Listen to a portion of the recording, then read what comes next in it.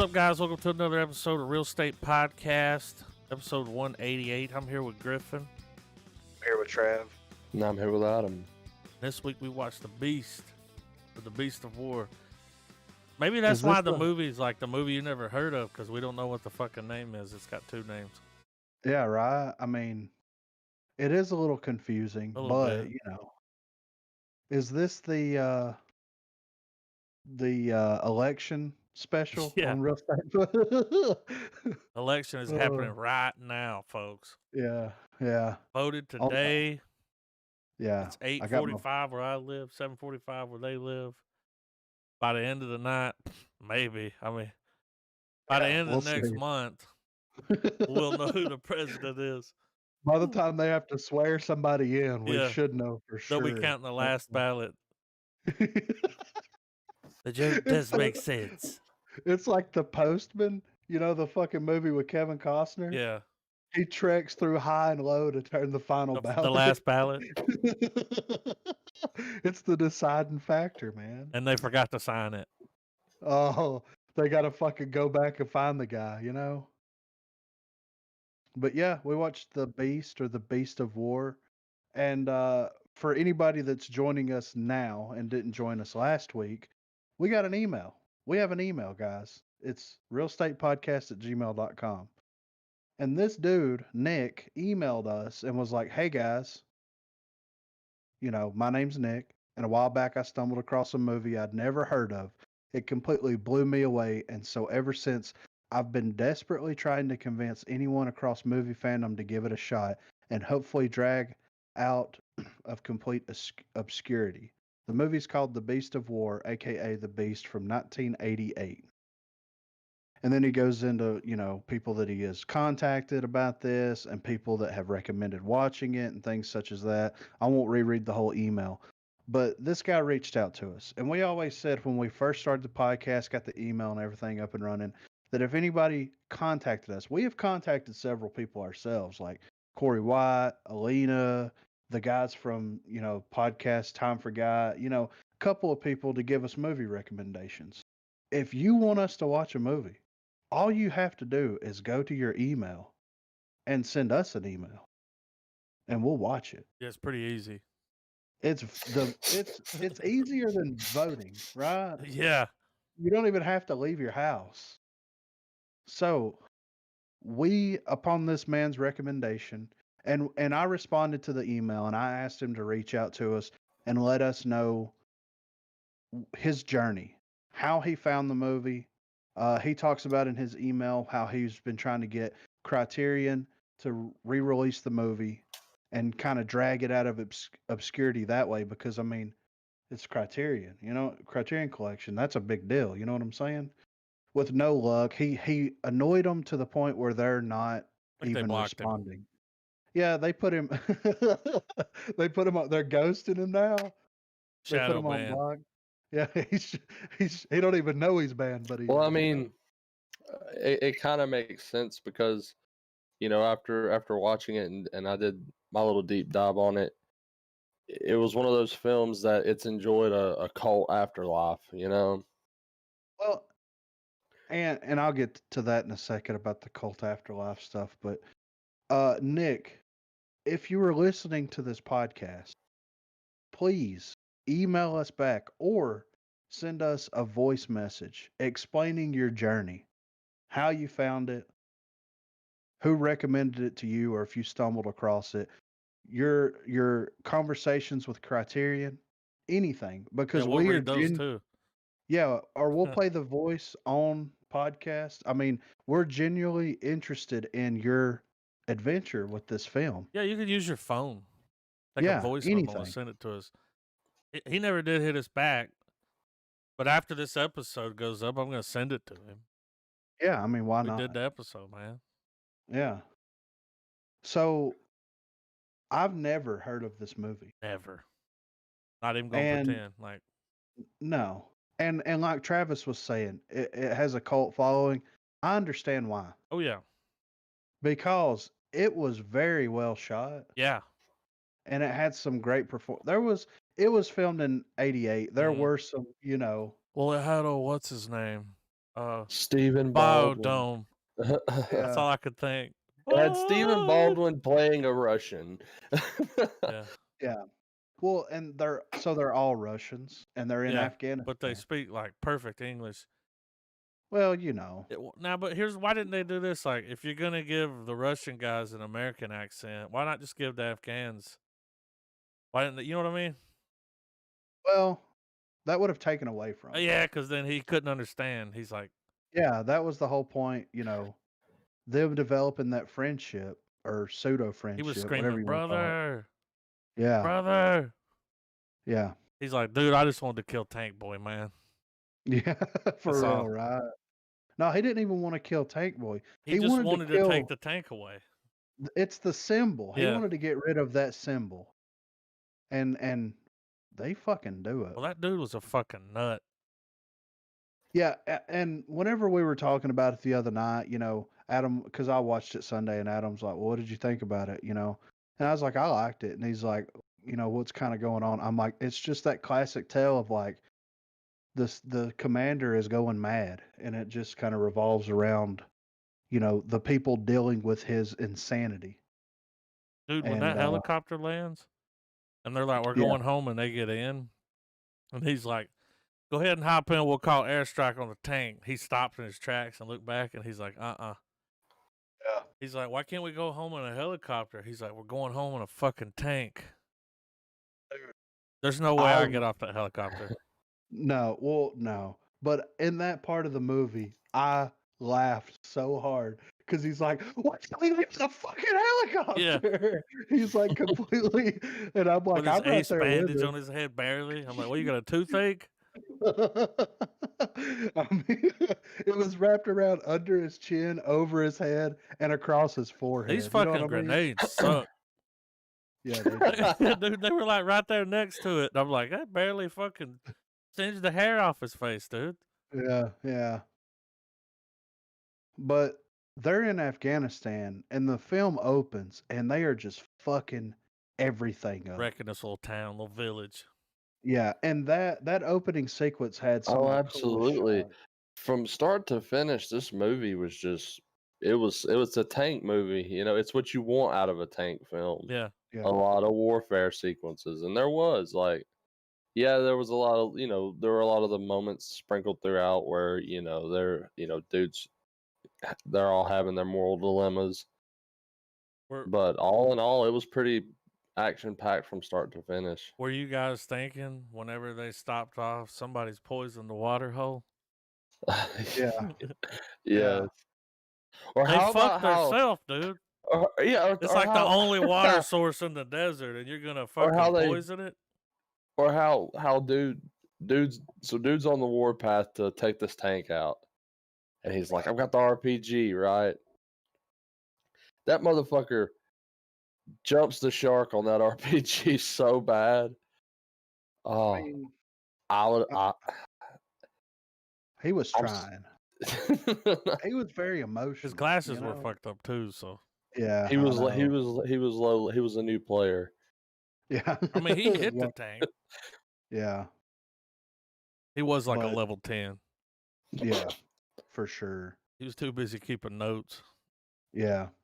Well, and that was very interesting because you never see in any war movies that I can remember where you have someone documenting the whole time. Like, of course, people are writing down what's going on in like journals or memoirs or whatever, but it's nobody like documenting what the commander or what the sergeant or lieutenant, whatever, what they're saying, conversations that are happening, like- everything.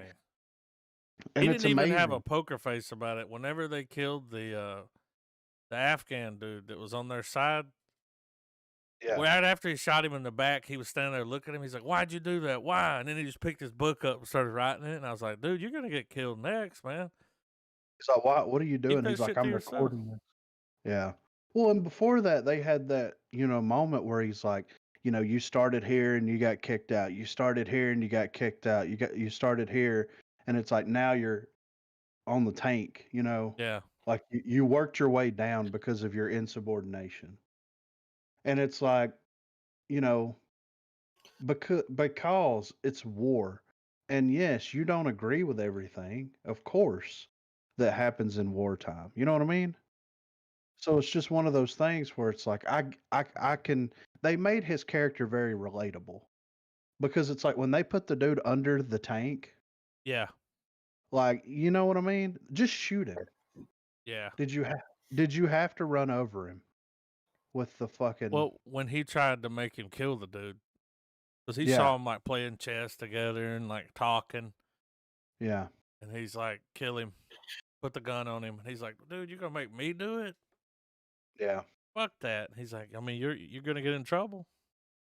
Yeah. So it's a lot of cool shots, man. And the story was great. Oh, that circle cam move they did when it showed the tracks of the tank just hauling ass through the desert, and the Yeah. camera moves from one end to the other. I thought that was a really cool shot for '88, and maybe I'm just inexperienced in movies from around then, It was but cool. it was yeah, and I mean, dude, some of the wide shots were good too, especially that one, man, where the widows come out and they're silhouetted over like that horizon shot as they're walking off. Yeah. Like that was some good shit. My favorite scene or favorite shot from the movie happens right at the beginning. And it's the tank rolls up. Dude gets out of the tank with that gas mask Yeah, on. that was And cool. he's got that RPG. He looks up at that tower, looks down and and the way the angle, the smoke, you know what I mean? Oh, dude, it's like you could convert that into a fucking thrash metal music video. Yeah, yeah. I mean, it was just the way that he just looked at that tower and looked back, like looked down at the RPG, and he's like, "Well, another day," and just fucking shoots. You know what I mean? You just it Oh, conveyed yeah, so much emotion that's without what I was. anything. That's what I was gonna say. Like it really got the point across that like they've been fighting. Yeah, Like and just that one little like 10-second snippet, it told so much of the story right there. You know? yeah, I agree. I do think like most movies that I have seen from around this time, the third act kind of gets a little slow for a second. When he's in the Well, cave with him and shit. Yeah, but it double backs though, and it gains its traction again. yeah. I enjoyed that scene though because you see you know, all this back and forth about the con and who's in charge and all this kind of Yeah. stuff. Get out of here, And it's like woman. yeah, well, and it's like this whole like it's two groups of people that don't want to work together, but they are working together in order to take down a common enemy, and they don't agree with each other. And it's like we find one of their men, and he says the word, so we can't kill him. We have to keep him safe and feed him and all this kind of stuff. And the dude's just like, and it's kind of a brilliant way to show that dude's potential leadership because it's like the RPG's fucked up. There's the man that can fix it and that's been trained to use it. And he said the word. We can't kill him. He knows that we can't kill him, but he's not a threat to us because he doesn't have any weapons. So Well, if we're we gonna get kill him, we're no better than them. yeah, exactly. So he gives him the RPG to fix it, and then he's like, "I need the weapon." The other And gun, yeah. he was gonna hand him the weapon loaded and everything, and they're like, Yeah. you know. And it just shows what a good potential leader. Like he's using all of his resources, whether his people agree with it or not. He's using all of his resources to his advantage, and that's something that can be respected. You know what I mean? Yeah. I don't know. I really like that scene a lot. I know that it kind of got a little slow there, but just that because it just shows it's a lot of character development with you know.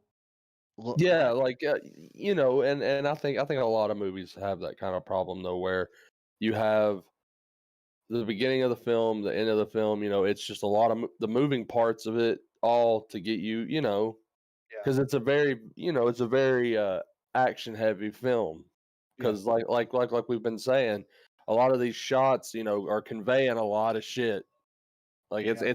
it's not just boom sequences, you know, Well, and then every time that we particularly with the subject matter.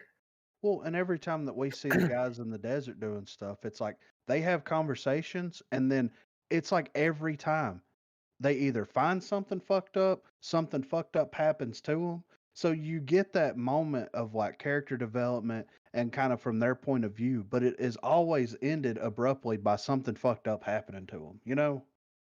And in that moment, nothing fucked up happens. It's just this like it's human nature kind of happening right there. And that's why I really appreciated the way that they did that. Because yeah, I mean, every time like they they're like booby trap the round. And if you put a grenade under a mortar shell, right? And the grenade blows up, I would assume that that mortar would blow up as well, You would right? think. I was like, they're fixing to get a team wipe right here, you know? But no, it fucked that one dude up, and they're like, leave him food, leave him water. And I'm like, nah, dude, just shoot him. Yeah.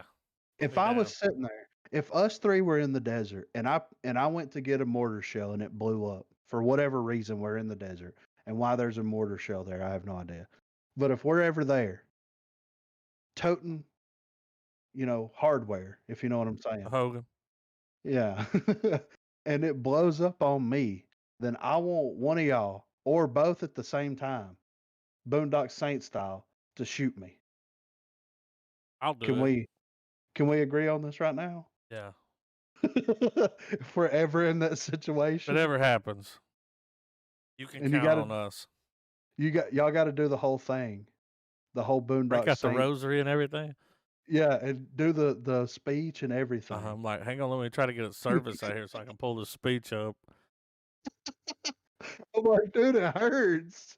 You're over there dying. I'm like, be quiet, dude. We're trying to learn the dialogue. Y'all are watching the clip from the movie Yeah. to get the pacing right and everything.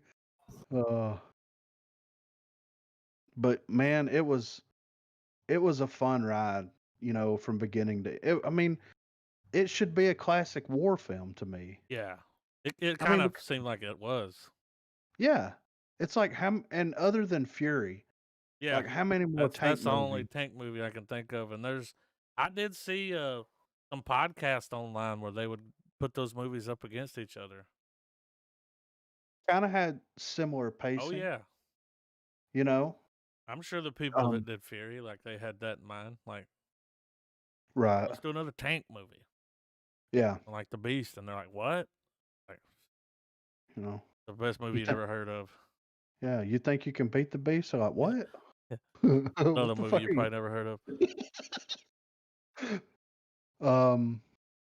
But it sucks, man, that this is not like regarded. You know what I mean? Yeah. It sucks nobody knows about it. It sucks we didn't know about it. Yeah, you know? how? Out of all the movie lists that we've looked at, Yeah. all the like digging for like, how Yeah. is this not mentioned? Why is this movie blacklisted? Well, It's shadow banned, dude. so what I found, and this was on IMDb, I didn't have time to do like a deep, I didn't have time to get the shovel out and see how deep we could go on it, I dig the tank up. Yeah, dude. But here it says when the film was started at Columbia Pictures, David Putnam was head of the studio. By the time it was released, Putnam was out and Don Steele was head of the studio. As a result, the film was released in a small number of theaters under the title The Beast. So it's probably something that was on track to be heavily promoted, world release, Yeah, with the and actors, because it had a little star power for the time. it did, yeah. And I'm guessing that the studio head at Columbia Pictures, Shelved it. yeah, they were like, no, we're just gonna because it only got released in a couple of theaters. It made like $100,000, right? Mm-hmm. Like, so it was a $8 million budget, and it made $161,000, which is fucked up because this should have made at least the money that they spent on it back. The budget was $161,000, which is great. I mean, The budget? yeah. No, that's box office. Yeah, that's the gross. Doesn't show the budget. The budget on IMDb is 8 See, mil. 8 million? Yeah. That still ain't too bad. No, I'm not sure for it's made 8 its million. money back since then with maybe DVD sales and Maybe, but dude, it's like, you know, over 30 years of. yeah. Did you know those true fans will have it? Yeah. They'll buy it. I mean, I want a Blu-ray release. This and also I don't understand, like, you would think that, like, you know how Tarantino like does his little film thing, or he was before coronavirus. You know, he would take over a theater and show classic movies and things that inspired him and all this kind Yeah. of stuff. You would think that like he would know about this movie. If he doesn't, you know, I'm sure he does. Oh yeah. And you gotta assume that he enjoys the movie. I Oh, assume I'm he sure. enjoys. So It's like it's why right up his hasn't alley. yeah? So why hasn't it been put up? Like why haven't he gone out of his way to put it up somewhere and have people come watch it? You know, or anything like that. I mean, it's just it needs more exposure. And if Criterion got their hands on it, of course that would happen. You know, Mhm. but it sucks that it lives under a rock, like literally in a tank Hmm. under a rock. You know what I mean?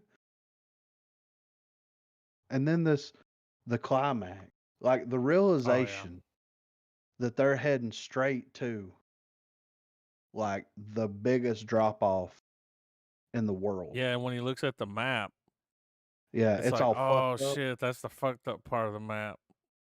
Yeah. Damn. And That then sucks. at the end of the movie, the realization where the fork in the road was, Mhm. and you know the main dude was like, he's like, go right, and he's like, are you sure, sir? I think we need to go left. He's like, go right. That was the shortcut Yeah, that they didn't take. Yeah. yeah. And the realization that like if he would have listened to his men, if he would have been a good leader and not a fucking crazy person, Yeah. then they might not be fucked up, dripping oil all over the desert, running out of fucking seizing the engine. Yeah. Dude, he's like, it's running hot, and he's like, keep 20 knots. Yeah, And yeah. it's like, dude, are you fucking nuts? Oh, He is. never mind. Yeah, he is legit nuts. I thought they were gonna kill dude. What's his name? Baldwin? Stephen I thought they were Baldwin? gonna kill him too. Yeah, I thought so too. And I was waiting for that. And I probably, if I would have been in charge of the movie, that probably would have happened. Yeah, Because that's it's even more like he's just picking them off because dude was sitting around moping. Can't believe we left him there like that. I yeah, just expected him to take a gun out and just shoot him. yeah, And then tell the other guy, bury his body. yeah. But sir, bury him, you know? Well, that other dude was fucked up anyway. He's drinking fucking brake fluid, yeah, dude. dude. Using He's like, bread to filter it. yeah, filter it through bread. I put some fucking fruit in there, let it ferment in the desert. It's like, oh, okay, we're not in prison, you know. But And then they don't have no. He's like, you fucking poured the brake fluid out, dude.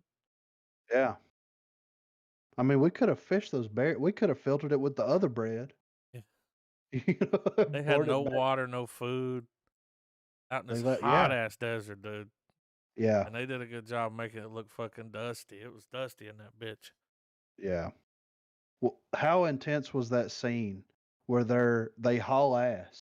Like they're out there playing chess, you know, drinking the brake fluid, all Yeah, this then other the guys shit's come going up on. they're fighting over the nude pic. Yeah, yeah, And then the dudes come up on that hill, which is where they were trying to get them that other time yeah, yeah. with the flank And bank. yeah, they flank stanked Let's them. go hit with the flank stank, dude. And that's where you've been walking around the desert in a fucking robe for weeks. No bath. them Hit 'em with that fucking flank. Like, seems the to me desert like you could balls. be like, what's that Yeah. smell? Smells like For camel real. balls. Yeah. Like, that's you. Right. Oh, Yeah. you know that tank was fucking. Ripe. Ooh, Dude, they I don't talked even about that in what was the other one? Fury. Fury. Yeah. Shia LaBeouf didn't take a bath. Ugh. You know how he did? You know how he does? Full method, Yeah, dude. dude. He didn't take a bath, and they some of them got mad about it because he reeked. But he's like, hey man, that's the way it would have been. Yeah, but Help you get into character. It's like, nah, dude, you're gonna have to put some powder 'em. axe on Yeah, it. wash them and powder them, dude. Something, you know. Hit that talcum. But they leave there after they get attacked, and they drive out to the middle of who fucking knows where, and they put those little radar things out on the And ground. it's like they're all around us. Yeah, I knew it and wasn't guys. I was like, that thing's broken or something because you couldn't see anything when they were shooting. yeah. And he's like, fucking, fire everything we got and spin in a circle. And then shoot fire out. Yeah. But when it cuts back and it shows that giant circle, and Yeah, like that that's shit the was beast of war right there, dude. Yeah, right. Whenever That the should have. guys came through, they're like, the Russians just killed just to kill. Yeah. Like, no, they They thought it fucked was them. you. They fucked them deer up though, Yeah. didn't they? I mean, damn. I would have at least like cut a little meat off of it or something. Ran off and left their rations behind, their water, Everything. sleeping bags. They were sleeping under the tank. Yeah. I mean, I'm over here like, all right, there's not a lot of room in this tank. yeah. All right. And when we start off, there's 5 dudes in it, right? Yeah. Where are the fucking shells at? Dude, those shells are huge, man. Where are they storing the? Because I'm like, They're- and then eventually they did run out of them, but I'm like, they gotta run out of those at some point, right? There's just, I mean, Well, they were stored in like a shell bookcase on the wall. it just seems Remember, awful because cramped. Stephen Baldwin was pulling them out of that little cubby Yeah, and loading them in. So I mean, but but they could had a really, lot of them. yeah, they did. They could have saved some room if they would, find a better way to store those things. You know what I mean? Yeah, I don't think you need 5 dudes in there. No, you need like three three. tops, dude. Yeah. 3 You need tops. one to drive, one to aim, and one to shoot. Yeah, That's it. Yeah. You know. But, and I mean they did a good job, like you said, with as many of them in there. It felt spacious whenever they shot in the tank, but also very claustrophobic at the same time. You know what I mean? yeah. And when they were in the tank, and the captain, that's what I'm gonna call him, kept looking at the Muslim guy when he was staring at him. Remember? He just kept Yeah. giving that stink eye, and I was like, oh man, he's gonna kill this dude, man. Well, and he didn't back down. He kept looking. Yeah, even when the dude would look back at him, he was just staring at him like, Yeah, I know it's. "Ruh-roh." But he did a good job of being insane. Yeah, Like he did a great. And then the dude from fucking It's So Bright I Gotta Wear Sunglasses. yeah. Or fucking the Lost Boys. He did a great job too, man. He was killing it. Nah, man, it was great. Pretty And good you really movie. and you felt the pain, while they're on this mission, like to kill the tank. Because I mean, dude, they just rolled up to some fucking village in It the just middle of fucked nowhere. them. There was like no bad people there. No, I mean they're just trying to protect what's They theirs. burnt their little village down, and I'm like, yeah, that's kind of fucked up. Yeah, I mean, I feel the same way. yeah, Bad Lieutenant Decision was when he broke out that rug and was going. He's like, I'm in my prayers, sir. Like, I don't know if I'll be praying in front of this dude, man. You right. better bow your head and say a silent prayer, Yeah, yeah. because I mean, they should have, they should have taken the chief out, the yeah, commander. he was telling him that when he was like, go over there and shoot him in the head. He's gonna kill you next. You're next. Yeah. And that was fucked up. They fucking tie him to a Yeah, rock dude. and then put a fucking grenade behind his head, pull the Yeah. pin on it. He said, if you need anything, give it a nod. Yeah, yeah, right. It's like, this fucking guy's crazy. And they're just blindly following him, Orders. shit, it would have been fucking. It would have been We would have time killed him, from dude. yeah, Would have overthrow been the all of fucking. us. It'd be like, all right, here's what we're gonna do next time he turns around. Did y'all notice too? Like every time the captain, like whenever they pull up to the helicopter at the watering hole, and all the guys are dead. Yeah. He's like, all right, do this, fill the radiator. But anytime they would pull up somewhere and it was some shit that he didn't want to see, he would always turn his little bucket around, you know, face the other way. Right. Yeah. He just didn't want to see it. Yeah. Tank boy. I'd have been like, let's take this fucking. Yeah, when he started doing that, Yeah. when they were running up on top of that mountain, he was like, you're mine. Pointing at the tank. Yeah. Get you, tank boy. Yeah. That was pretty fucking cool, to be honest with you. Yeah, I'd you like know? to think now in the military, you got to go through some kind of psychological evaluation where they put you back out in there and the shit. I would hope. Well, I mean, they've got to, right? Yeah. I mean, but you know, this was 1981 in Afghanistan, and they're Yeah. Russian, so you know, standards might be a little different there. Yeah. I mean, I won't. Well, You dude, know, the other Russians in the helicopter were like, come on, guys. yeah, they We'll were blow like the tank stoner. up. Yeah. Yeah, yeah.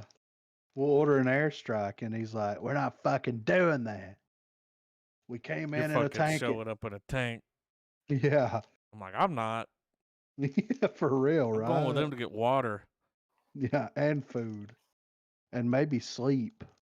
And they could have warned them. Don't drink Yeah. out of that watering hole. Well, I mean, to be poison fair, the only water hole. well, to be fair, if I'm in a fucking helicopter, I'm not gonna stop at some fucking lagoon in the middle of the Dude, desert. lagoon? That's Yeah. being fucking generous I there. mean, That's I mean, you lagoon? This was like a mud puddle. know. Dirty I mean, ass you know what water I mean. too. Yeah. Dude, whenever they roll up Mhm. to that you remember when he shoots the guy? He's like, go out there and see how deep it is. So the dude's sitting there washing his face in it. This is running water, so I'm like, we can drink this. This water's safe. Dude's over Right. there pissing in it. Yeah. Like, dude, we were gonna drink that. We had a water supply. Until dude pissed in it. Yeah. He poisoned both of them with Yeah. his piss and the fucking Yeah, he's out here devil. pissing in it with his fucking brake fluid piss. And that was crazy. He's like, "Why are you drinking this?" He's like, "I gotta get it's something Keeps to my keep me hand going, steady, man." man. Yeah, My it's hand like, steady with God. that gun. It's like, you fucking fiend, get out Yeah. of here. You know. Give him some booze, dude. I would have had more respect for the fucking commander if he would have killed that guy right then. You know. We can't have a loose cannon, Can't pun have a wild intended. card. Yeah, They're like, yeah, the brakes right. don't work. He's over there hitting a flask. Wild card.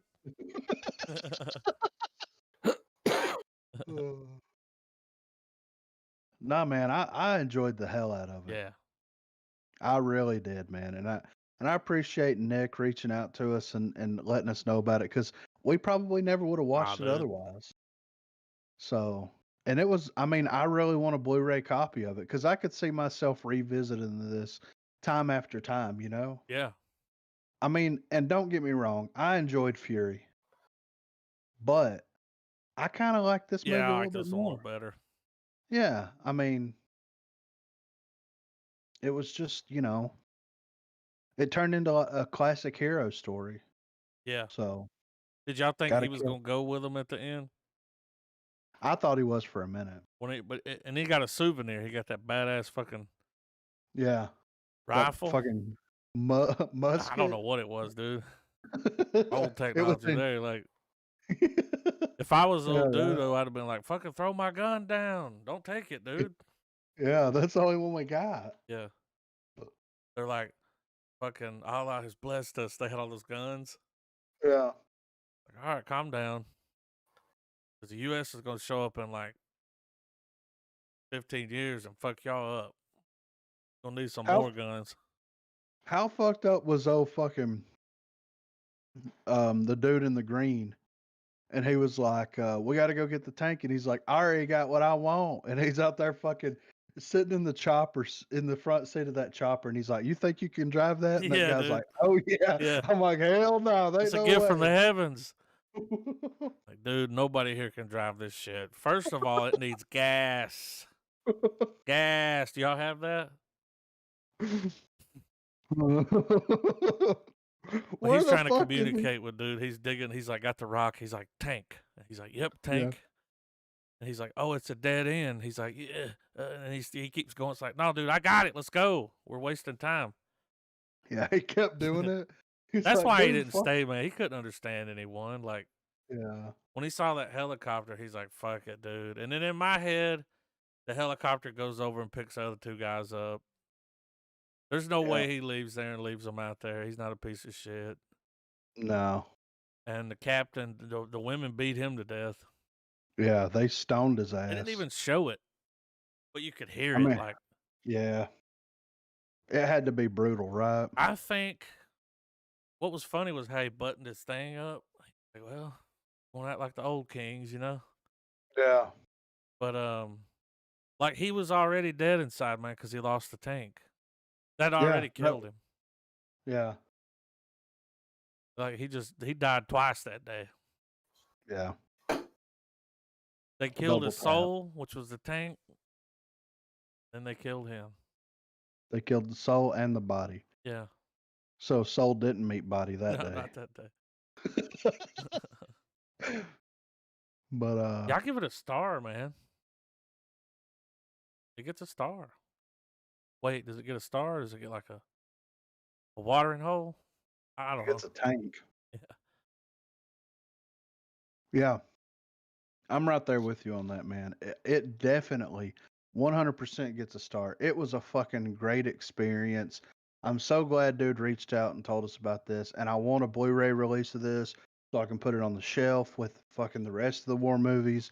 And like, I want to watch it again, but I want to show it to people. Yeah, because they've never seen it. Yeah, and that's kind of, also another bonus to watching this now. It's like, okay, so I can invite people over. Everybody, Not too long. yeah, and everybody enjoys a good war film. I mean, most people anyway, you Yeah. know. And it's a great story, great acting, just an all-around good time. It gets a full fucking tank.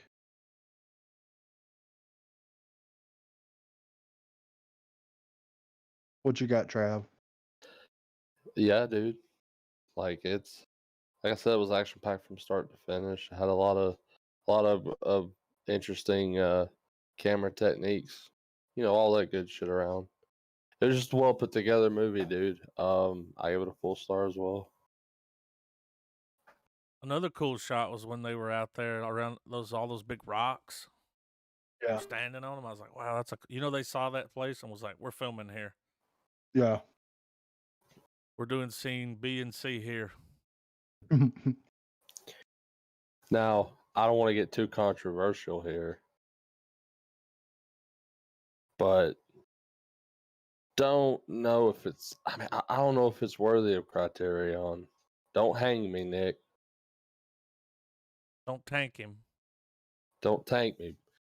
But I don't know if it's good, but I don't know if it's Criterion good. Well, I don't agree with some of the things that they put in the collection.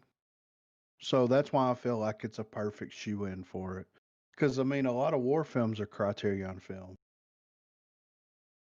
So one of the oddest picks for Criterion I've always thought was fucking Time Bandits.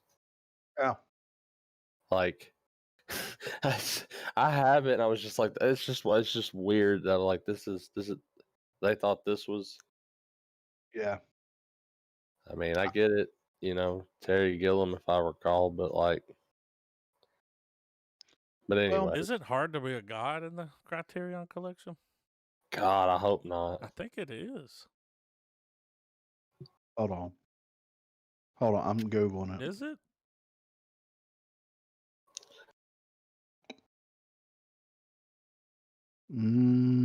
I mean, I guess in terms of a filmmaking standpoint, I could see where the argument stands for it.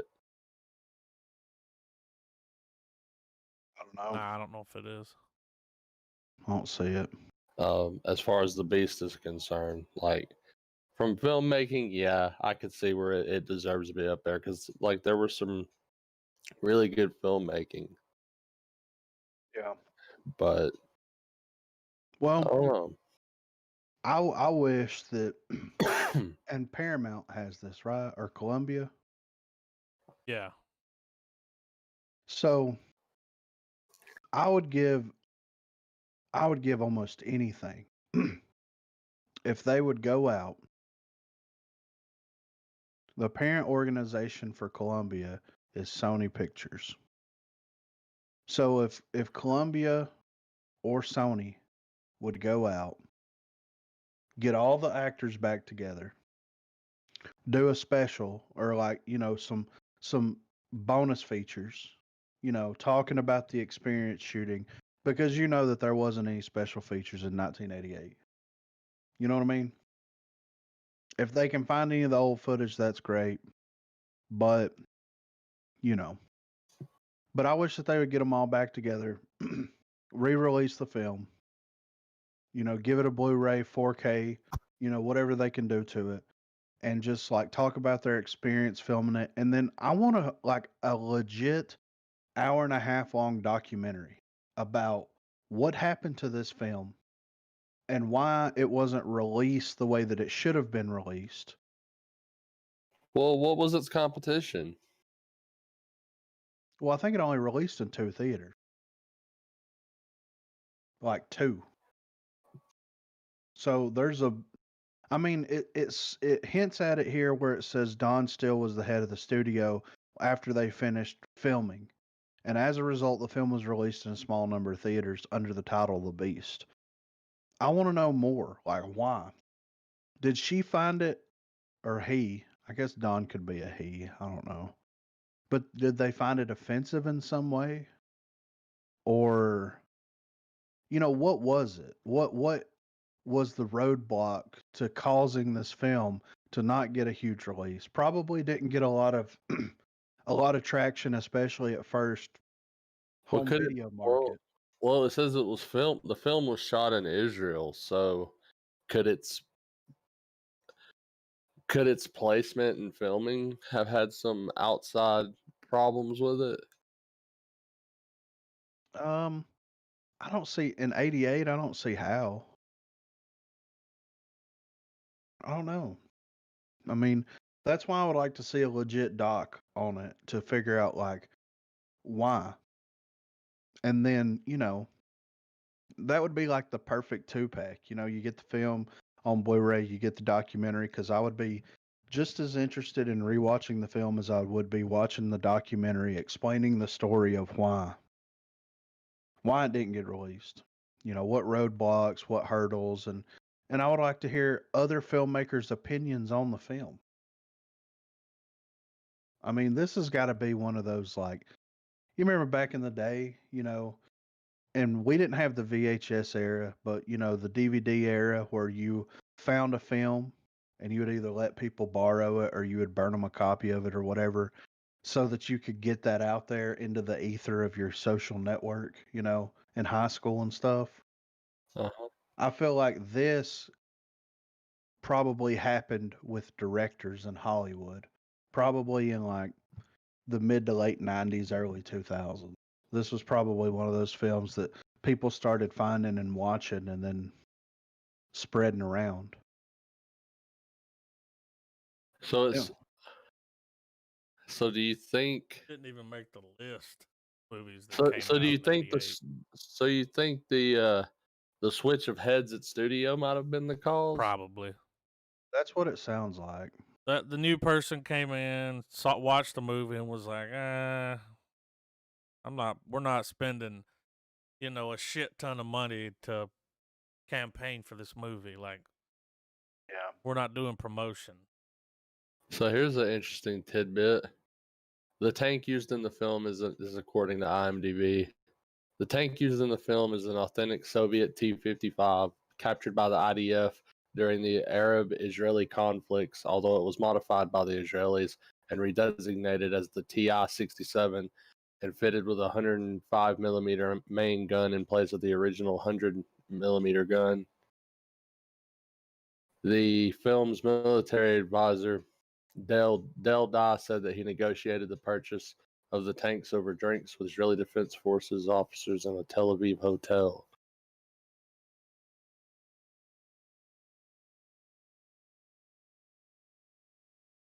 You could see that list there, though. It came out September the 16th was when it was released. And even on that list of movies that came out in September, when you scroll down, it's not even on the list.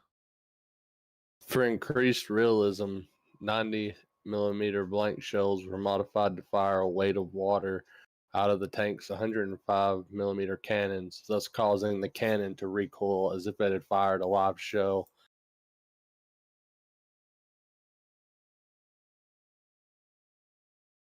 I mean, whenever you do a search for the Beast of War film, you just do a general Google search. Of course, Wikipedia, IMDb is going to come up, all this other stuff, but there's a couple of articles here and there talking about it. Yeah, a couple of Reddit posts. Yeah, but it's nothing like, it just fell into obscurity.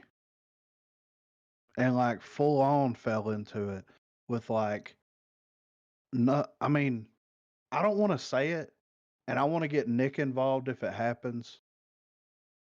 But I think we should do a change.org. We should do a petition, dude. Oh yeah. Nick, if you're listening and you want to do a petition, we will talk about it every fucking week until something happens. Whatever happens, whether it happens. You know what I'm saying? Because, I mean, get it to the masses. I feel like the only people you could talk to now would be like maybe some of the actors. Like if Stephen Baldwin could tell us what happened. He seems like a nice guy. Might hit him up on Twitter. Didn't he go crazy? I think he's like real religious now. I don't know if he's crazy, but. Oh, well, no, I don't know. I thought that he went crazy, but I must have been, mistaken him for one of the other Baldwins. There's a lot of them. You got Tommy Baldwin, Ricky Jimmy. Baldwin. Yeah, I mean. Yeah. Jimmy, Joey, Tony. They're twins. Yeah. Tony and Tommy are twins. Jimmy and Joey are twins. Yeah. And you've got fucking Alec. I think that's the one that went crazy. So, He may have gone crazy because his daughter's the one that's married to Justin Bieber. Definitely gone crazy. Yeah. He's gone crazy because he has to fucking see that goofy ass around. So. Hey, there was a movie that came out called Homeboy in '88. He was in it.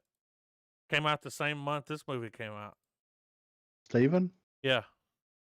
Should we came out on the 15th? Right, that was the day before the Beast dropped. It's called Homeboy. I'm trying to get a swap board together here. I don't see Stephen Baldwin on Twitter. Homeboy was a Mickey Rourke film. Back when Mickey was at the top. Looks like maybe a boxing movie or something. Right. Yeah, he's a down and out boxer with brain damage. Sound familiar? Just a beat up piece of meat. I mean, I don't see any of these people having a Twitter. Yeah, he probably doesn't have one.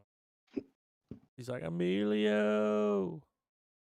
Does George Dzundza have one? Let's see.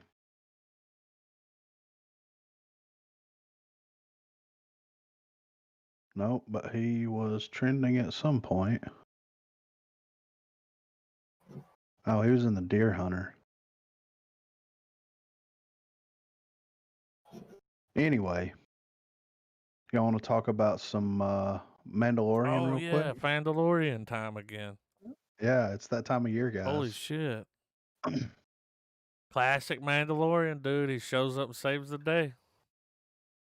I love that they are sticking with the Western aesthetic. Yeah. it fucking feels so good. Yeah. Right. And I love Timothy Oliphant. Mhm. So having him be the marshal, sheriff, whatever. I thought it was justified. Yeah. No. Whenever he took the helmet off and set it on the table, I heard like a record scratch. I was like, wait a minute now. Like, and he was like, you're probably wondering. He's like, give it back. Now, give it. And he's like, wait a minute, dude. You help me kill this thing. I'll give you the damn. He's like, all right, deal. Hell, I was waiting for Walton Goggins to jump out and be some other character. Go, looks like we got us a Mandalorian in here. Yeah. He got it at Fat Apple's Clubhouse. Helped himself whatever he wanted. Fucking Goggins would have popped out. I would have lost. What'd you expect? Do you think this was the way or something? But not. Oh, sorry. I was gonna say, I know we're jumping into Mandalorian, but I still think honorable mention. John Bronco is fucking hilarious, and it's only 30 fucking minutes. Oh, you watched it the whole Yeah, time? yeah, Damn. dude. All That 30 shit minutes? was hilarious. All 30 minutes.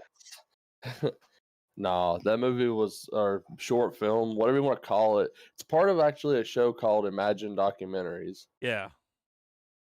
I didn't realize that's what it was when we watched the trailer. But anyway, watched it. Walton Goggins was amazing in it. But yeah, Mando was good. Go walking in the moonlight with you, Mando. The Mando. I mean, I'm not the only one that thought dude was gonna fuck him over, right? I've thought something was gonna happen. Well, I mean, dude, do you really want to give up the armor? Because like he wasn't shit until he put the mask on, you know. Well, I mean, can we pump the brakes here and drop the magnifying glass on this particular set of armor? Yeah, it looks like Boba Fett's armor, right? It is. Yeah. Well, I think that's why when people were seeing photos from the set, they were like, Boba Fett's in the episode. Well, I have my thoughts on the ending. What you got? I think that was him. Well, when I watched it and it went off, it looks to me, and of course we didn't get a great, look at the guy, but it looks like the same actor that played Jango Fett. Yes. And if they bring Jango Fett, the actor who played Jango Fett, back to the Mandalorian to play Boba Fett, then I mean Jon Favreau has fucking done it again. I think that's exactly who the fuck it is, dude. I mean, as soon as I saw him, I'm like, that looks just like the fucking guy from the prequels, older, of course, but So let me ask y'all this, and we kind of talked about, or I talked to Corey and maybe I don't know some people about it the other night, but in the first season when they were tracking him through the desert in Tatooine, did we ever get a resolution to who that was? No, that's who this was. So that would be kind of genius, if you know what I mean. Like, of course, if we're saying it right now and it comes true, then it's like, oh my god, it kind of takes it. It doesn't, make it that much better, but it does in a way because it's like just the foreshadowing from season to season of what's going to happen is kind of brilliant that they drug it out like that, and then it being that character, and I mean, it's going to be great if it's going to take Boba Fett and Mando to take out Moff Gideon. I mean, that would be nuts. But I mean, you said this guy looked like the guy that played Jango Fett. It is the guy. So confirmed? It's him, dude. This actor was in all those. I mean, yeah, Attack of the Clones. Like, I mean, that's genius. So and there's already a article on a website here where they're saying that he's been cast as Boba Fett in the series. So, yeah, dude, he's back from the dead, bitches. But I like how they did it, because in the other movies he looks like this. Yeah. Now he's bald, a little older. Yeah. Yeah. Well, I think. Yeah, he'd probably be in like his 40s or 50s, wouldn't he? Yeah. Maybe older. That's him though. I mean, he could have been in his 40s when Well, he I shot. think. Well, I think Liz. that's part of what this episode did is going to explain how he got out of the Sarlacc. And what's going to be interesting is if it's because a crate dragon was fucking with it and he got out of it. I'm Which- interested. Those poor banthas, Oh, right. or more or mean- less the poor Tuscan warriors, dude. Like whenever, yeah, when every when he was time Mando talking would to be him, like, dude, right. And they talk with their hands, dude. They're like Trump. Yeah. Well, I saw an article the other day snake, okay? that they hired a deaf person to be, the leader of the Sand People Oh, because that's how they communicated. Like that noise, but they basically communicate via sign language. And I thought that was an interesting well, little they gave so much more depth to the Tuscans, Oh yeah, for sure. and I thought that was cool. I thought it was cool how it was another demonstration of you don't have to come up with some new bullshit or create new things and people and events to be able to create a Star Wars story. Yeah, I mean, I Because said there's so much there. There's so fucking much there that you don't need to ass pull anything other than what you're going to make these characters, what adventure you're going to make them go on. Yeah. Well, and that's similar to what I said the other night. I mean, it's just great that we're visiting places that we know, but parts of those places that we've never seen. Oh, yeah, but we're still getting something new out of it. Yeah, something And- new, something original as well. And it's still incredible that this show has outdone the films. Yeah.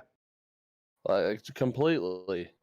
Yeah. Like as far as Disney created content's concerned, this one show has like done so much better than the films. Not that the films they're good in their own Star Wars charmy way, but let's face it, as far as really good production, story, all the check marks, Oh. like Mandalorian's outdoing them. Yeah. Wait a minute, I was wrong. Wait a minute now. Hold up. Digging a little deeper. Okay, so he did Jango Fett and Attack of the Clones, and then he did the voice. I guess for the animated stuff. Yeah. But if you go to his IMDb page right now, confirmed, dude, right here, 2020. Mandalorian, Boba Fett says it. It's happening, guys. Damn. It's on his Fucking right. IMDb. I mean, that's awesome. He was in Aquaman. Was he? Yeah. Well, it's going to Wow. be interesting since they're clearly pulling stuff from the Clone Wars. Yeah, because they're bringing in Rosario Dawson. So, what's going to be interesting is if they find a way to do a flashback for Boba, like when we finally get seated with some dialogue from him. If they go that route, it's going to be interesting if they reference, him do the stuff that he did as a kid, like because in the Clone Wars when he's still a child, there's an arc where he sneaks in with some cadets and tries to sabotage. Like he's trying to get vengeance still. So it's going to be interesting seeing how that's going to play into Ahsoka joining because they're Jedi and he's straight up like fuck the Jedi. Right. He was also the voice actor for the Empire Strikes Back 2004 DVD version. He Django? did For Boba Boba? Fett's voice. Oh, And okay. almost every video game that's come out, he did the voice for Boba Fett. Wow. That's cool that they like keep him instead of like bringing someone else in. Yeah. They cool. They stick with the same guy. You little Easter egg, little Well, what's really cool is these actors obviously cherish their roles and their contribution to the franchise, and of course, money, money, money. Yeah. But with all that, you know, the fact that some of these actors are willing to come back for like a show Yeah. is really cool. Yeah. So let me ask y'all this before we, segue into something else. So we kind of get our first glimpse now. What do you guys think that his role is going to be, and when do you think that this confrontation will inevitably happen? I feel like it's going to be a arc that builds up to mid-season, and then it's going to join back in with the other half of, dealing with the Empire, the First Order, or whatever transitional thing they're calling themselves.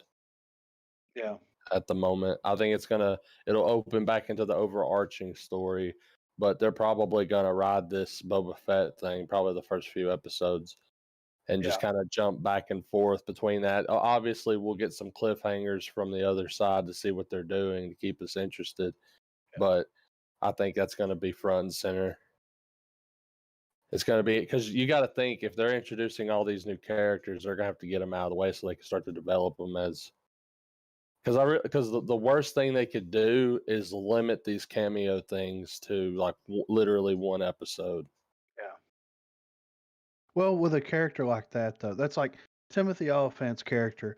You've got to think that, they might revisit these characters again, kind of like they did towards the end of the last season, where he needs some help and he may roll up and be like, "Hey, I need your help with one, with something." But with that character, that he's like the first. He would be the first Star Wars Legacy character to be part of the franchise, right? Or part of the series. Now, I think it would be risky, but considering we heard the rumors of Pascal having problems on set, they could do it in such a way to where if they brought Boba Fett back, like he could take the reins.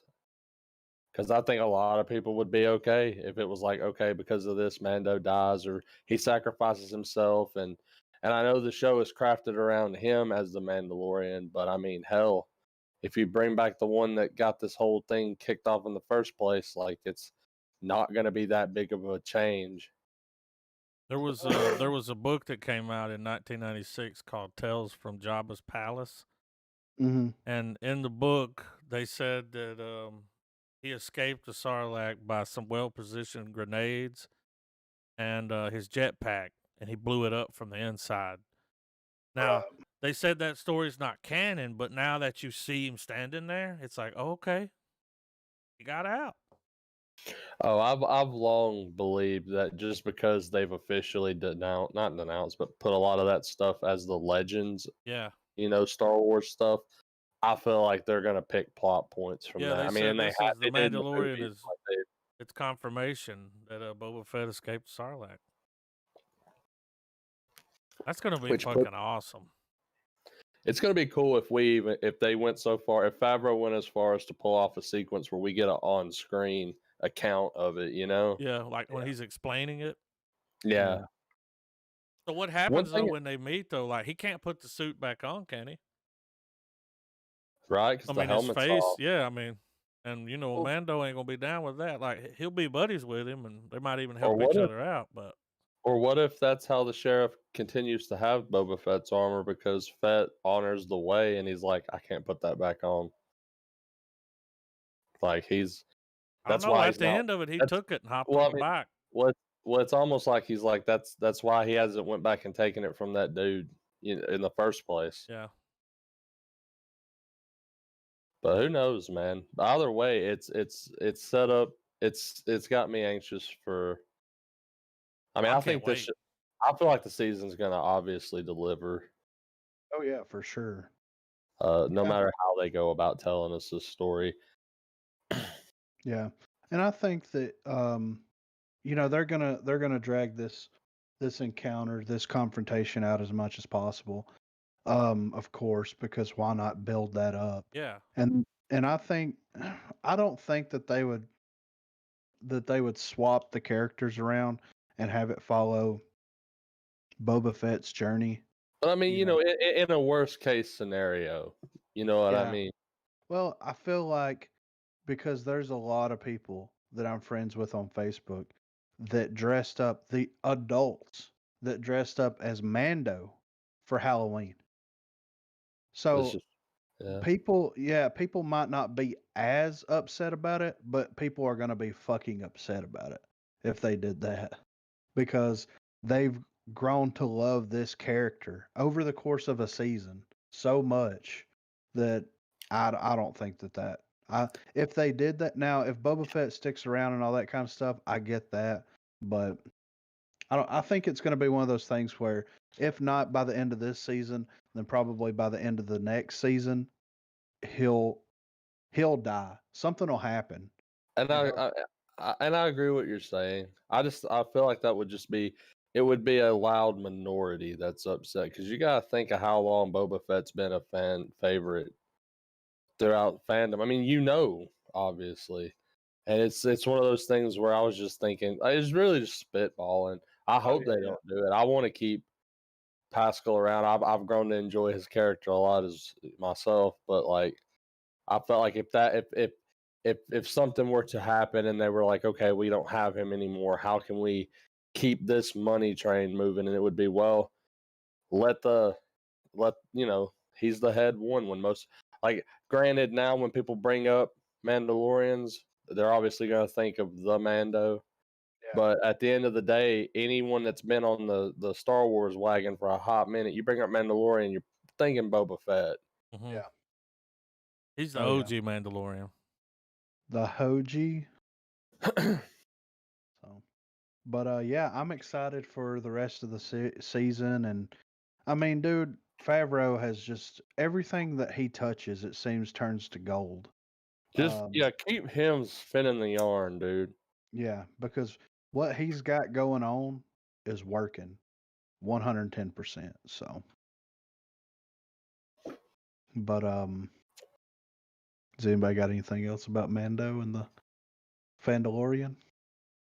So I saw a tidbit about the show's production and how they apparently them bringing back the ship miniatures, like all the shots of the Razor Crest in space and everything. Yeah.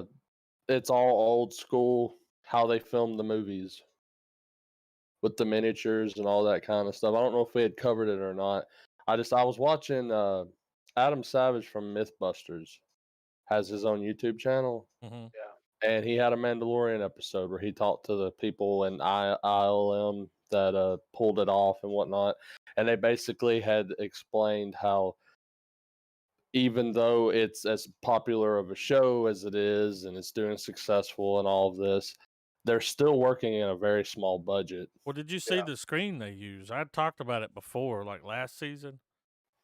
But the screen they use, it's not a green screen. It's like they're LCDs, like, and they run Unreal Engine 4, and they can change it. Like when you're standing there in like a cave or something, it looks like a cave around you.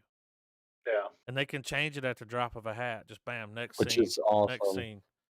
But they explained how pretty much when they were building the ship sets and the motion capture for all of that stuff, they pretty much had to knock the dust off some really old equipment and techniques and all that whatnot. And it was just interesting. It's worth a search. Yeah. Show looks So great. It does. I'm excited for more. So the first little tidbit popped up on something. I don't know if it was Twitter or Facebook, but this caught my eye, and I figured that you guys would want to, dive down this rabbit hole for a second.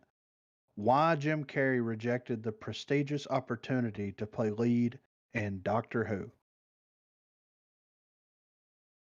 Is this a joke? Nah, dude, this shit was trending for a second. Yeah. So it says, when Carrey's acting career was at its peak, he received the opportunity of a lifetime. Doctor Who is a BBC production that has become a staple of science sci-fi genre. The beloved series has been around since '63, and in 1996 an exclusive movie was created based on the series that had become more like a dynasty. With that being said, at the time there were a tremendous amount of viewers who were looking forward to the production of the movie. Carey was one of the initial picks to be cast as the Eighth Doctor. Wow. It was a role that many actors would have probably loved to have, but Carey turned it down. He knew how loved the series was, and he did not feel comfortable accepting the role since he knew so little about Doctor Who. That's a gent. That's a gent right there. Yeah. Carey Tip of stated the hat. that he had never even seen an episode. Not wanting to disappoint the fans seemed to be the main reason for Carey's decision.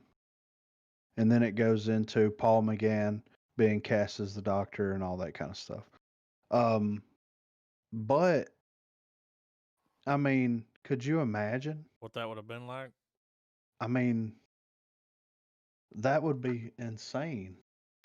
I mean, it sucks that we live in a universe where Carey didn't grow up watching Doctor Who because his mannerisms, I mean, hell, his physical comedy would have been completely different probably, but if that had been the one change where he was, down with that, he could absolutely, someone of his ability could absolutely be the Doctor, should be the Doctor. Especially 96. Yeah. Oh man, he could have rattled off. I mean, dude, if he did a speed read of the shit right now and a speed watch of some of the stuff, he could probably do a really crazy rendition of him, you know? Oh yeah. That's also when he had a lot going on, so probably taking off to like sit down and watch a bunch of Who. Probably something he couldn't do at the time. But that's cool that he was like, I don't want to fuck it up.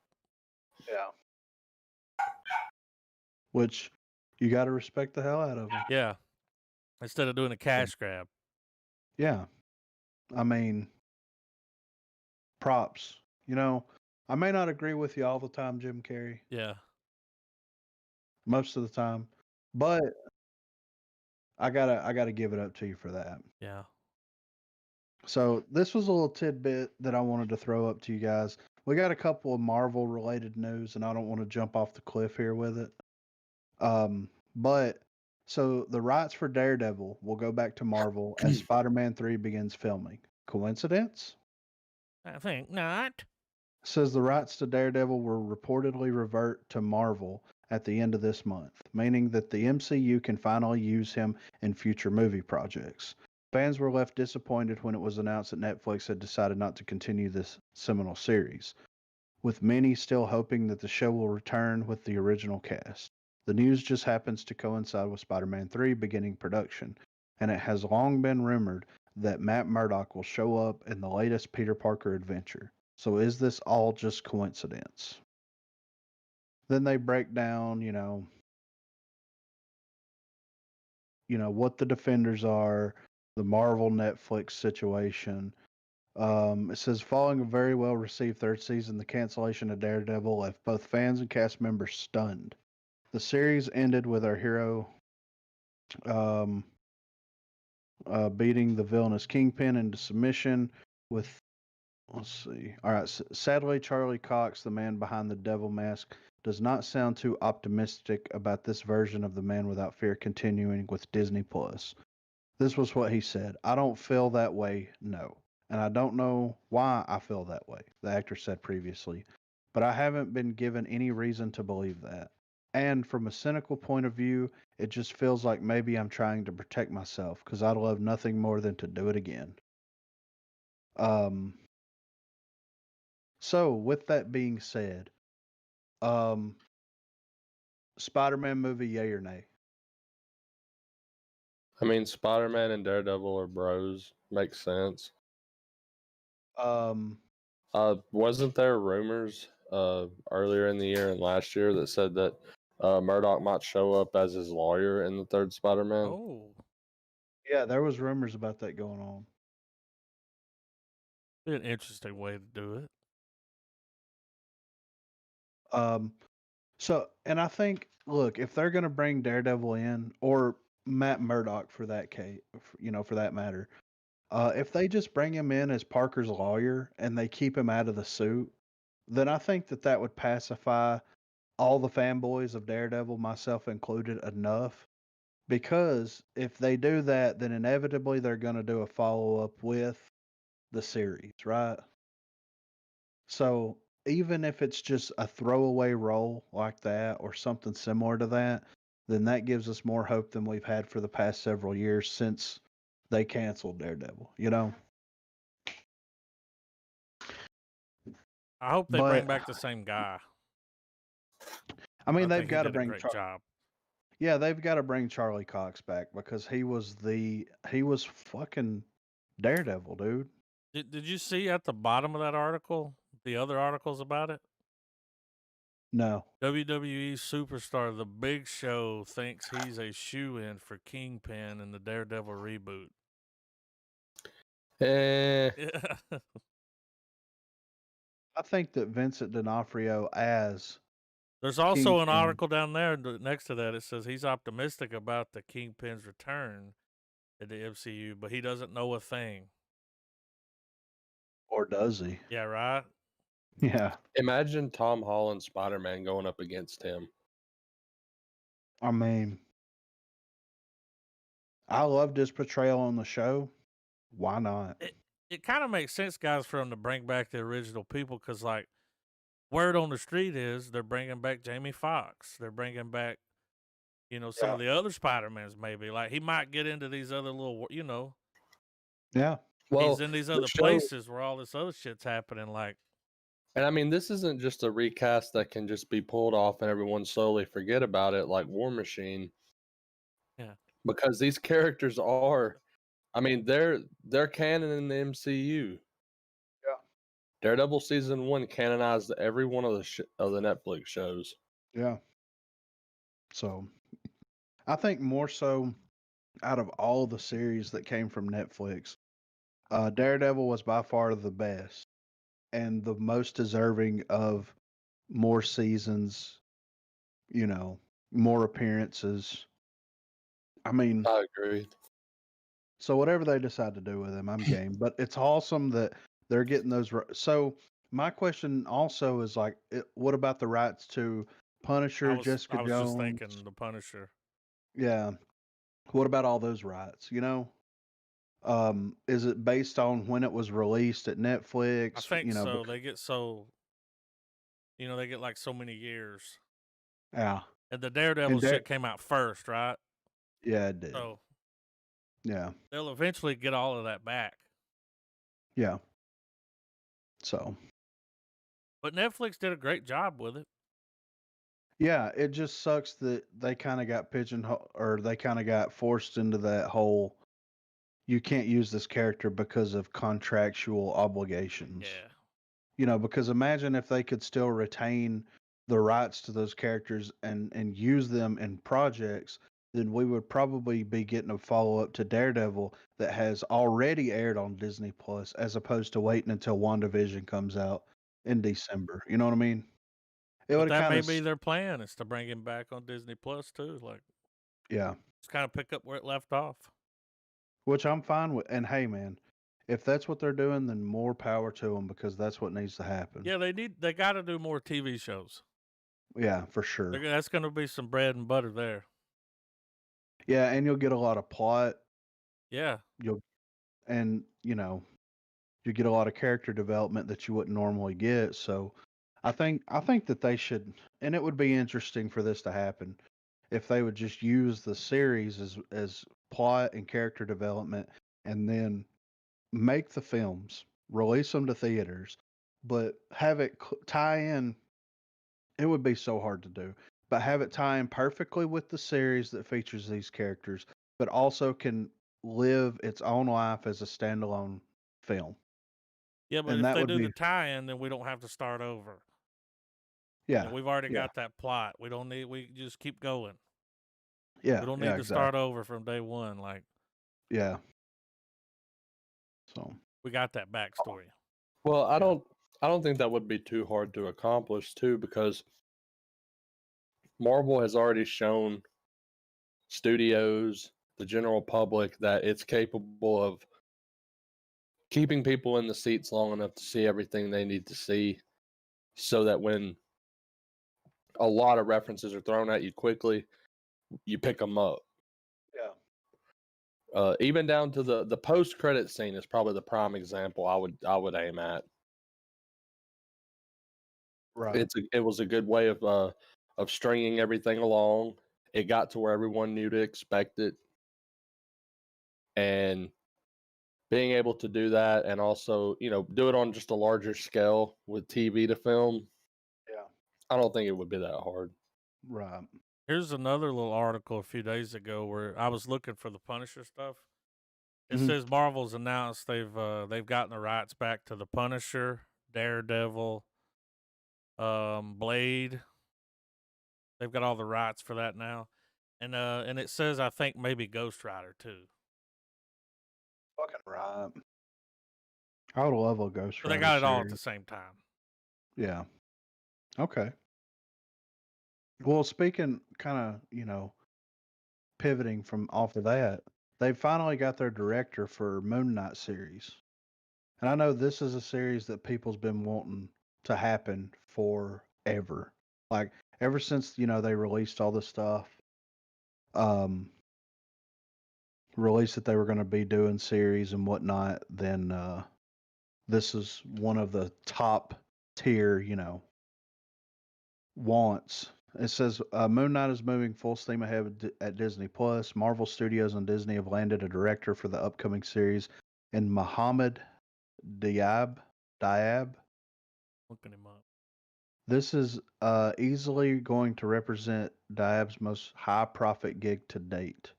He is an Egyptian filmmaker, which gels with the fact that the character in the pages of Marvel Comics is rooted heavily in Egyptian culture. According to multiple reports, Muhammad, I'm just going to call him Muhammad, has been tapped to direct Moon Knight. It's not clear at this stage if he will direct every episode like Deborah Chow is doing with Obi-Wan Kenobi series, or if he will tackle multiple episodes with other filmmakers coming on board for supplement. For example, Miss Marvel, which is also coming together behind the scenes, brought in a stable of directors, including Bad Boys for Life duo, Bilal Falal, and I don't know how to pronounce these guys' names. The news comes just days after it was revealed that Oscar Isaac is being eyed for the lead role. So Oscar Isaac, of course, played Poe in Star Wars, and he was the guy in Ex Machina that built the robot. Right. So I'm excited about it, man. Yeah, I looked at this guy's IMDb. He's only directed like 3 movies. Yeah. And he's written a handful. Right. But they're all like Egyptian films, like nothing Right. we've ever heard of. Guess who the showrunner for Moon Knight's going to be? Who? Jeremy Slater, who was the showrunner apparently for the Umbrella Academy. Okay. So I mean, we gushed about that, yeah. right? So that's all good news, So and then the last little bit of Marvel news. So Christian Bale is going to be in Thor: Love and Thunder, What's right? he playing, the villain? We don't know yet. Gotta be but- playing a villain, right? Well, I saw several articles and I couldn't find any of them prior to this podcast. I looked, but I did not find them. There's a lot of rumors going around that he is going to be playing Beyonder. And Beyonder is like, he's kind of like watching the shit that's going on, and then he interferes from time to time. So Is he badass? like, well, he did the Secret Wars. He caused the Secret Wars stuff to happen. Okay. So, yeah, says the Beyonder is the sum total of an entire multiverse, called the Beyond Realm or simply Beyond. Hence the name Beyonder. This dimension was originally believed to be accidentally accessed by lab technician Owen Reese. Part of the energy from this dimension escapes and imbues Reese with infinite powers, which he wields as the villainous Molecule Man, potentially one of the most powerful villains in the DC or in the Marvel universe. The remaining energy of the pocket dimension gains sentience and curiosity and becomes the Beyonder. The Beyonder creates a planet called Battle World out of the pieces of various planets and abducts a number of superheroes and supervillains from Earth and forces them to fight each other so that he can observe the never-ending battle between good and evil. So, Galaxy Games. yeah. So if that is in fact the role that Bell will be filling, then we can expect some crazy, crazy, crazy Marvel stories coming out in the next couple of years. Yeah, they got footage of him getting Absolutely. off the airplane in Sydney And for filming.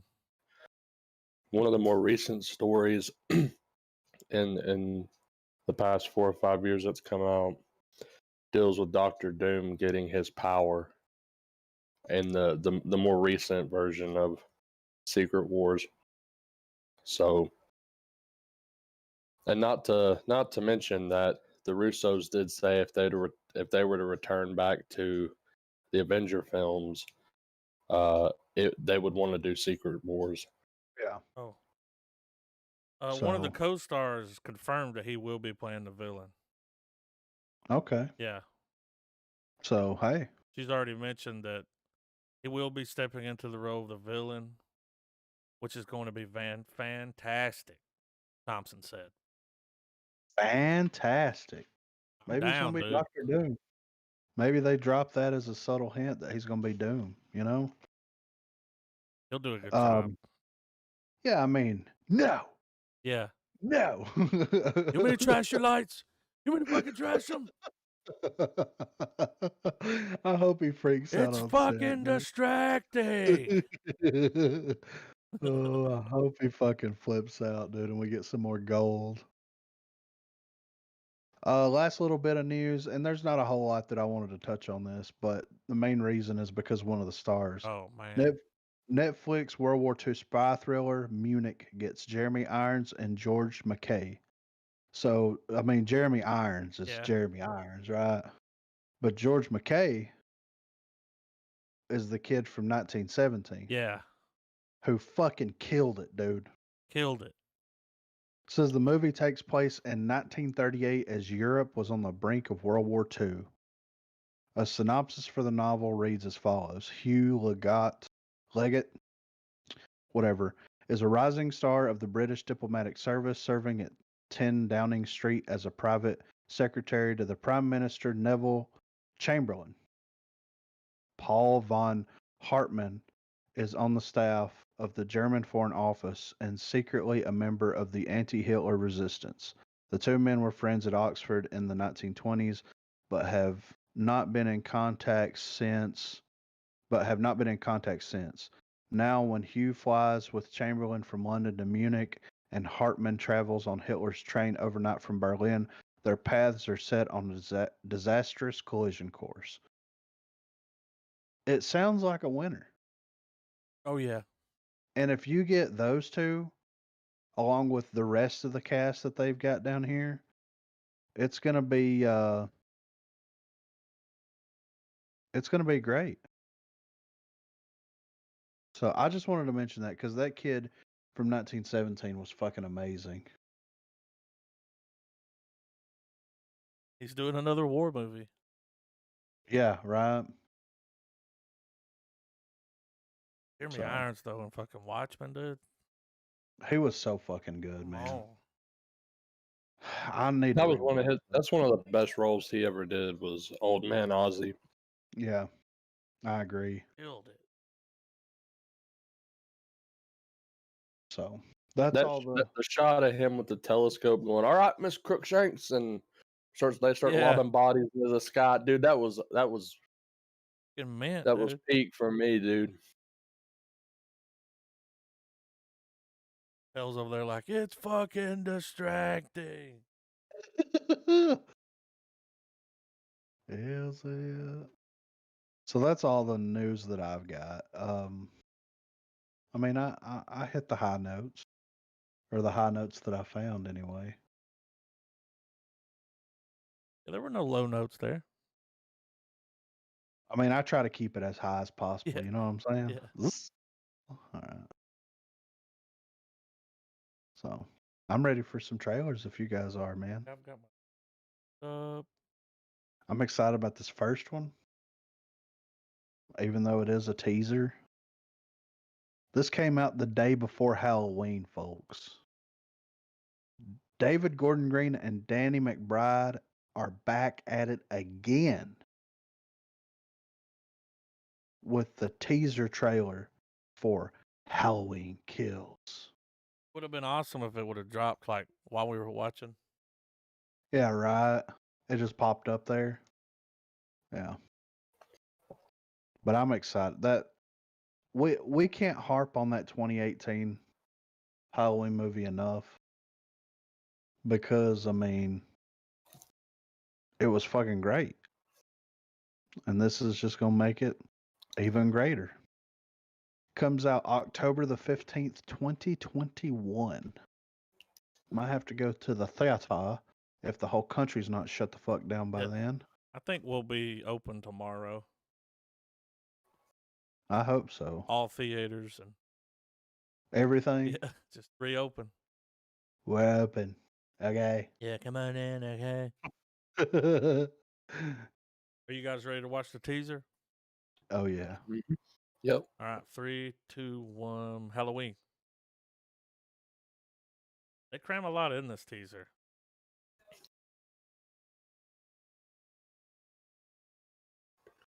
Woo!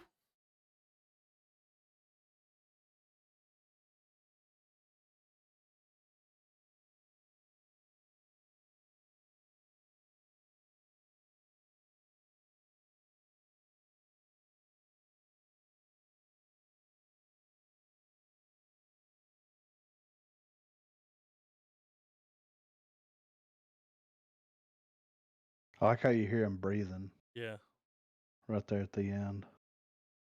I was watching Mike Myers of Decatur clip. That's Decatur, Indiana. I looked it up. Oh, Okay. All right. I didn't know they had one too, but the cops show up to the house. He's outside acting a fool, and they're like, "Come on, we got to get you." And then he gets in the cop car, and he's breathing on the thing. He's breathing over the damn yeah. intercom thing. That's so fucking funny. So what are we thinking, guys? Like in that next Halloween, I'm thinking Lori's gonna die, maybe, and then in the last one, they're gonna kill him. Yeah. The Well, daughter and the mom are gonna have to come together. I just know, like in this next one, like a major character's got to go. They yeah. got to do it. And that, I mean, it would be appropriate for Lori Yeah, to get the axe like in she this. dies trying to take him out, Yeah. and then the two, the mother and the daughter, come together. Third movie, And they kill that bastard for good, or do they? Because you can't kill the boogeyman. No, you can't kill the boogeyman, dude. He's got to fight for the right to slaughter. This guy, the top comment says the American COVID-19 movies are starting, guys. Yeah, and this trailer's 3 minutes long. Trailer. So it says Michael Bay COVID quarantine thriller. I don't know if Michael Bay's got anything to do with this, but you know. Yeah, I think he directed. ready. Yeah, we had talked So- about this before, that he had a COVID movie in the works. Of course, I bet 5,000 things explode in this trailer. They're gonna blow COVID up. Y'all ready? I'm ready, dude. 3, 2, 1, play.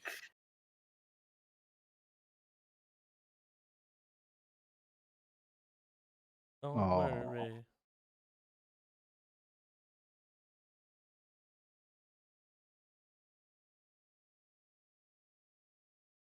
Whoa. Already blowing shit up. They're doing that cool song thing with the Yeah. COVID 23.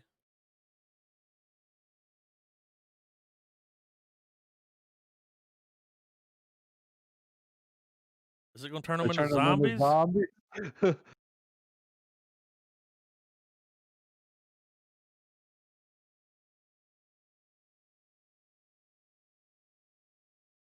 FEMA camps.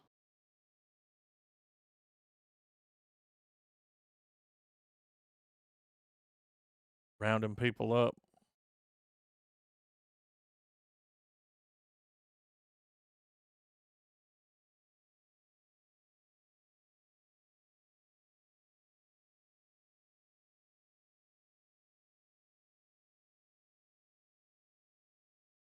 Don't let her in.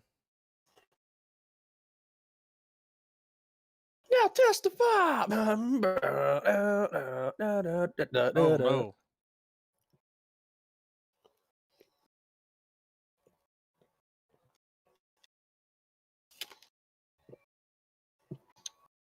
Holy shit. We got to get this virus under control, dude.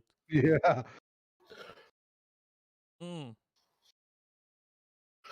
Is she just going to FaceTime this guy the whole time? I think so. Oh my God.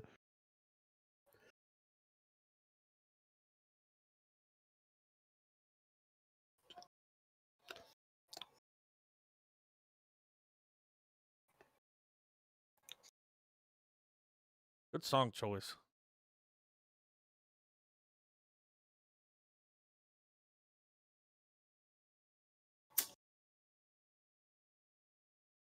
Ass to ass. Oh shit.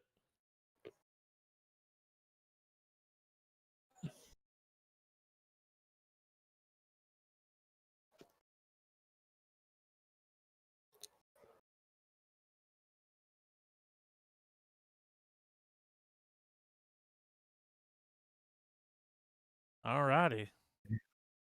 Man. Really? I mean, it looks like Michael Bay at his finest, right? That's some low ass hanging fruit, dude. Fuck that.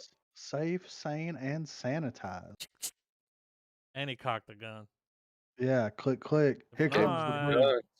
Gave her the guns. Ready or Hit her with not. that Tommy gun. We got a fucking Jackie Chan movie, Another guys. one? Yeah. I want to Another see one. the one with Arnold in it. Yeah, we got to put that on the list, dude. But I'm excited. I mean, it's fucking. The movie should be called Fast and Kung Furious. Let's fucking do it. Put me some in there.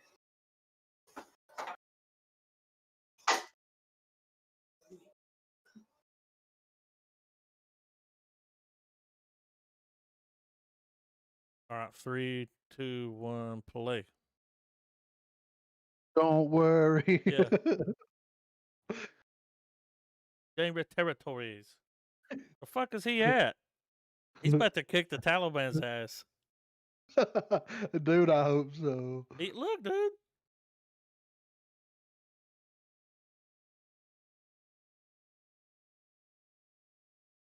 A little ridiculous. Yeah. He's still kicking ass, dude. He's like 80. Jackie Chan is Jackie Bond.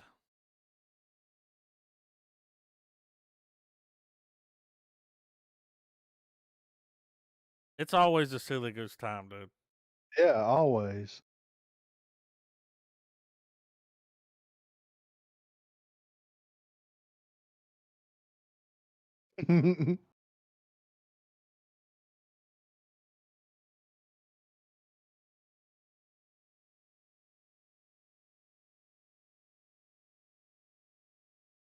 Was that the guy that was in what's the younger guy? Was that the fucking guy in Raid? Kind of looks like him. Raid Redemption? All right. No worries. Doodle doodle doo doo doo. All right, I'm ready for this. This is Drew Barrymore, dude. And it might be a chick flick or something. I don't know. But I used to have a crush on Drew Barrymore, so you? we're watching it. Yeah. Got like a show now.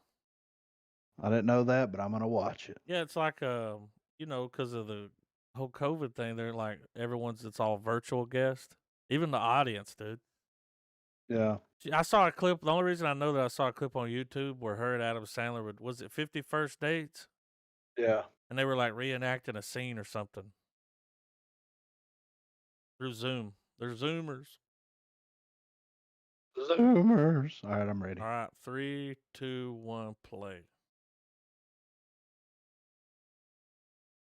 Okay.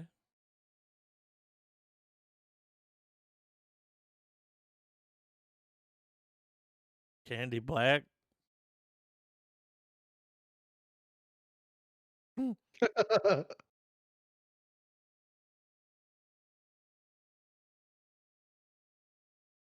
She's not having it, dude.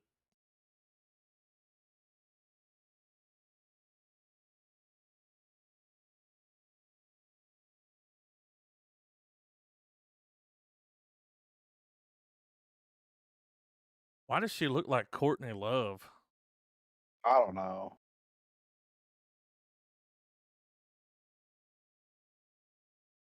Kind of got that Tropic Thunder treatment, dude. Yeah. Wait.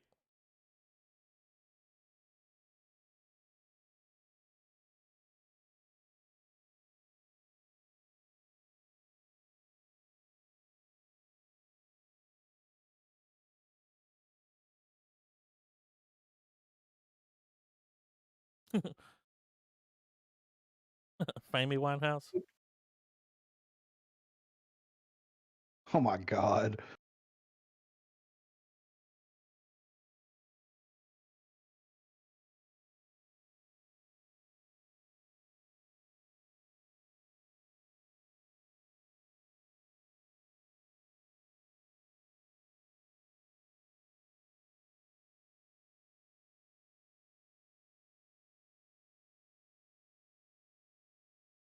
Oh shit.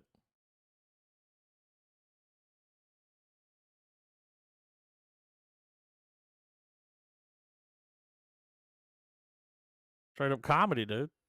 Yeah.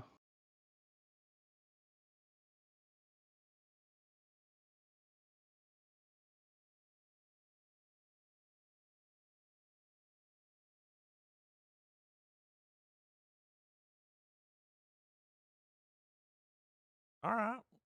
I mean, it's a pretty interesting idea, Looks right? funny. Yeah. And I mean, you know, crush from my childhood. Yeah.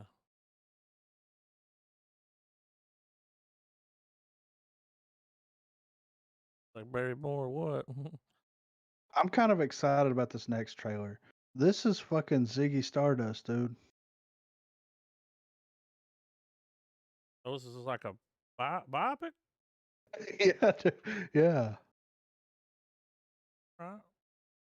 I mean, Hell I'm yeah. ready. Did they let Yeah. his son direct it? Oh, that would be awesome, right? The film was created without official permission from Bowie's family. So no licensed music. U.S. release date November 25th. All right, let's check it out. 3, 2, 1, play. Bowie. Bowie, David Bowie. Well, Bow Pass.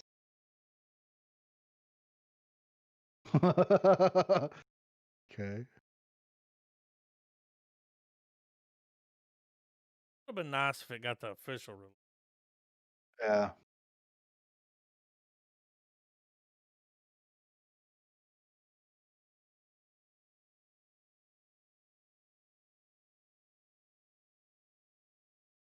Recognize the voice. Oh. It's so fucking podcast dude. Think of his name.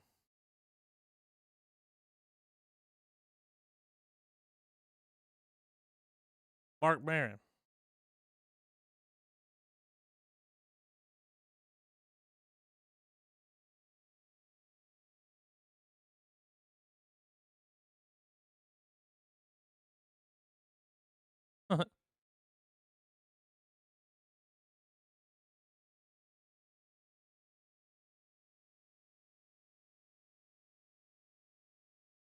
That's him, dude. Ziggy Stardust?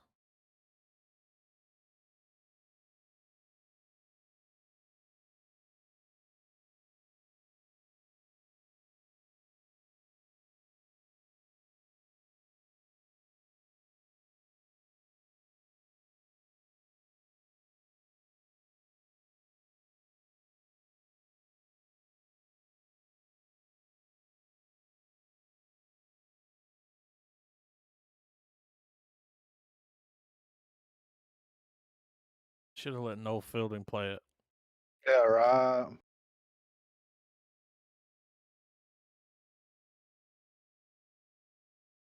I'll check it out.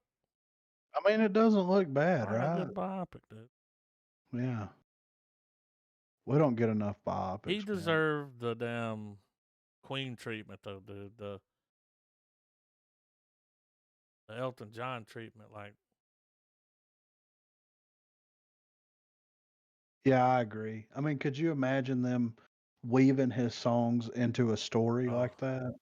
It would be fucking insane, man. Agreed. Ground control to Major Tom. He's like sitting there ODing. Yeah. All right, you Take guys your ready? protein pack and put your helmet on. All right, I'm ready. Multiverse sci-fi thriller movie. Parallel. All right, 3, 2, 1, play. Bottle Paul. Walk on the bottle palm.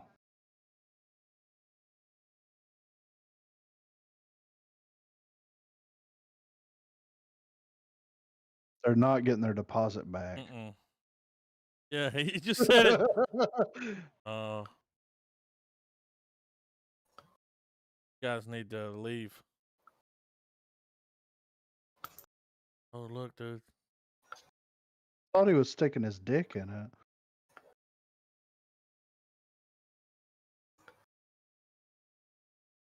Look at them shine.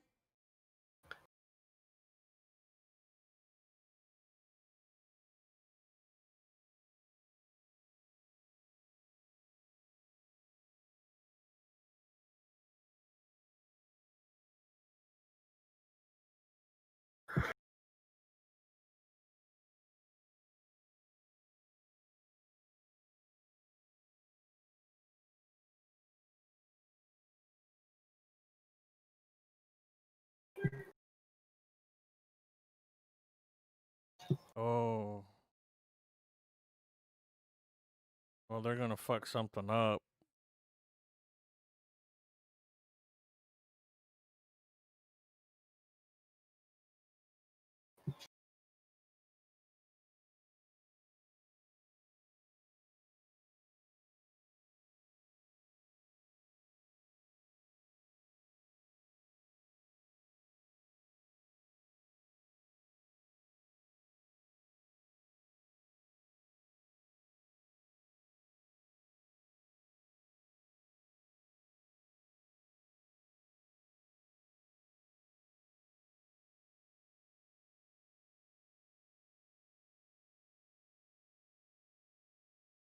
They're going to have to take him out. Looks interesting. I mean, it kind of looks like a parallel universe version of Coherence, kind of. Like it kind of has a Coherence feeling to it, just a little bit, you know. So I kind of want to check it out, man, for real. And we're the only comment. This was the. Trailers. I don't think that we got a full trailer for this before. No. This is the. But this is, you know. And if we've watched it, you know, we can skip over I to don't think wherever. we have. I don't think so either, but you know. But I'm ready. You ready, Trav? Yeah. 3, 2, 1, play. Bottle Paul. Ground control, Major Tom.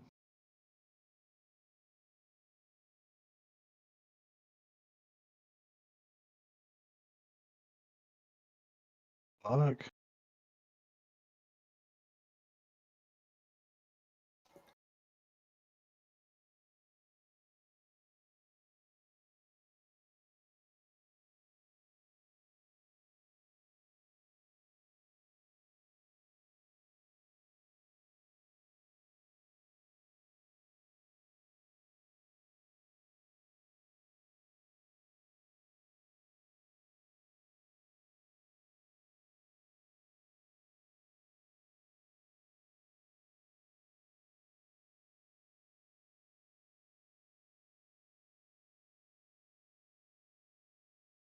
No, we saw like a teaser. I remember. Yeah.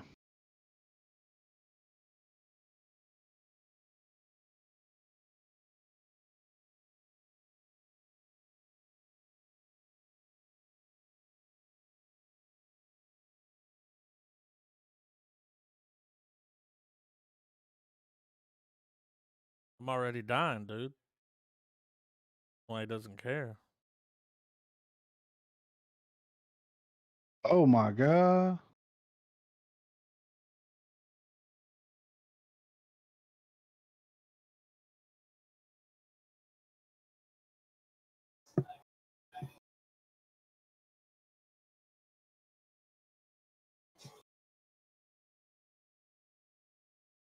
Looks trippy. Must see from Bloody Disgusting.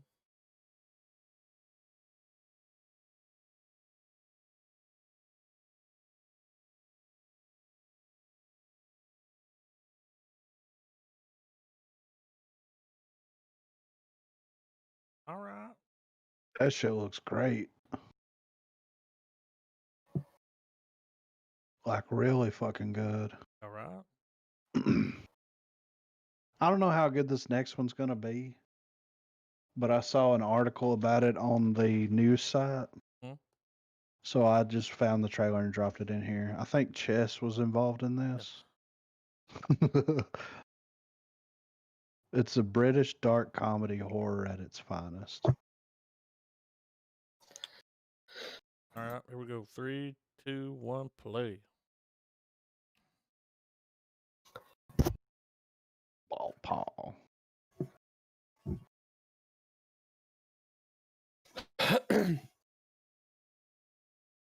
First 15 seconds.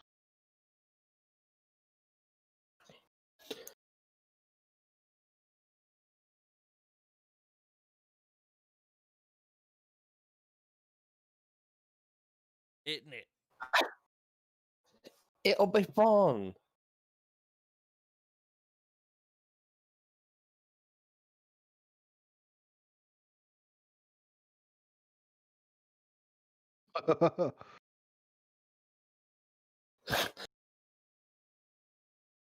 Damn. This cutthroat paintball.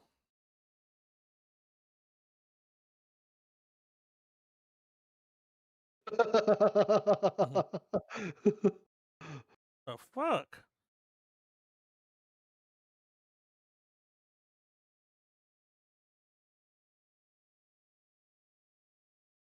What? Battle Royale paintball edition?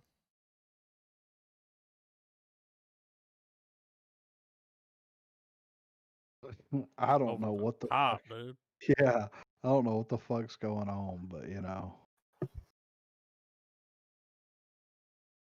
What lies it's below?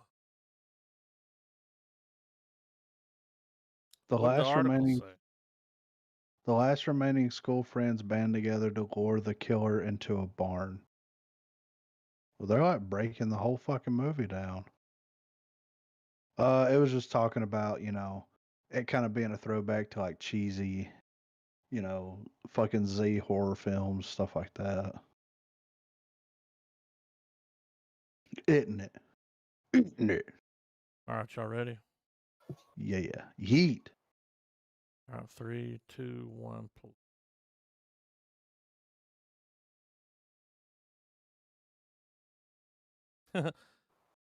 Good dicks. Yeah.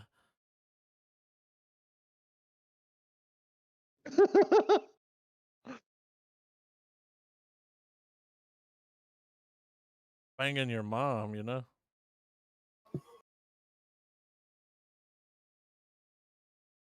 Any good digs? Why is he with the mom? Uh-oh.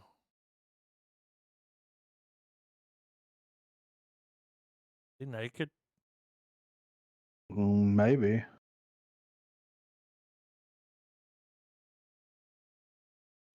He looks calm and ready.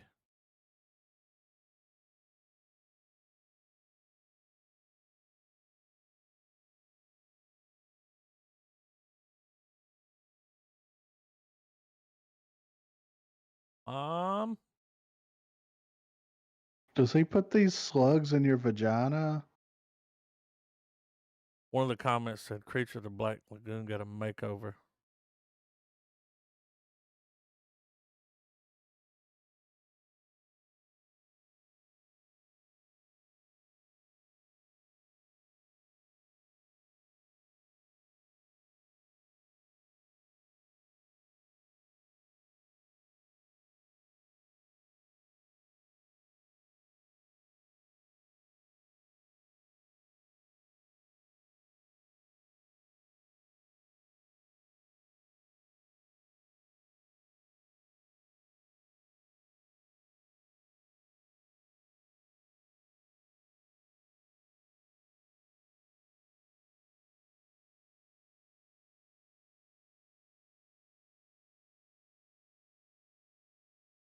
All right. Okay.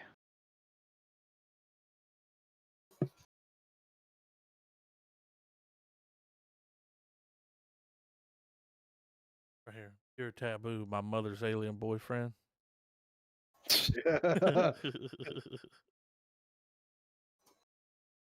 All righty. So, what are we watching next week?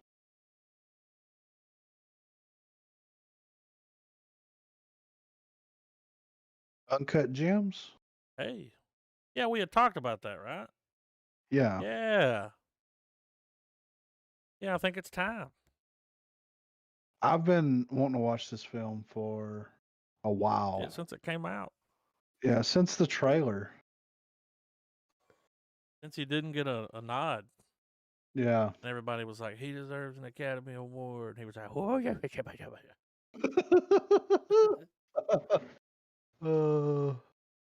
I think we should do the Uncut Gems, man. Yeah. I mean, why not?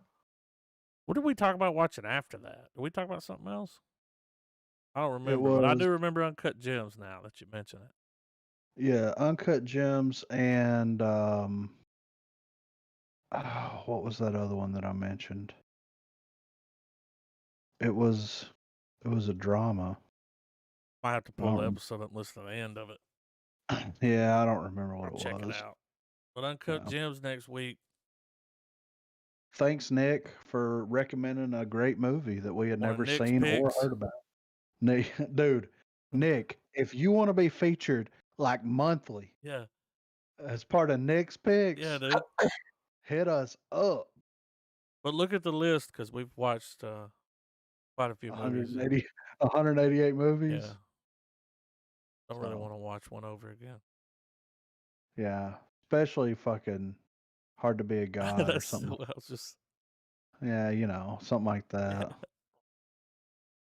But yeah, we'll be back next week with Uncut Gems, a new episode of Mandalorian, whatever fucking movie news we can scrounge up. Yeah, trailers and the lot. Isn't it? Thanks, Nick. Nick, hit us up for real, dude. Like, you're going to get a link to this shit, so you better email us back or I'm going to cry. And nobody wants to see that. A griffin cry? Yeah. It's like a horse crying, but louder.